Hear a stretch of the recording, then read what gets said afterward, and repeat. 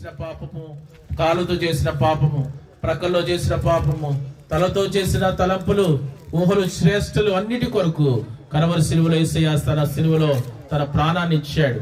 చూడండి, మనం ఏదైనా తప్పు చేస్తే ఏమవుతుందంటే, మనం ఏం చేస్తాం, తప్పు చేస్తే ఆ శిక్షను మనం పొందుకోవాలి.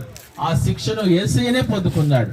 మనకి ఆ శిక్ష రాకూడదని ఆయన మనకు బదులుగా ఆ యొక్క శిక్షను భరించాడు. ఫర్ ఎగ్జాంపుల్, కానీ మనం చూస్తూ వస్తే ఒకవేళ పిల్లలు ఏదన్నా తప్పు చేశారనుకోండి, ఆ తప్పును తీర్చడానికి తల్లిదండ్రులు ఆ యొక్క తప్పును సరిచేయడానికి వారు శిక్ష పొందుతారు కదా. ఒకవేళ పిల్లలు ఏదన్నా వారు ఆ డబ్బులు ఏదైనా ఖర్చు పెట్టారనుకోండి, లేదా అప్పు చేశారనుకోండి, అప్పు ఏం చేస్తారు, తల్లిదండ్రులు తీరుస్తారు.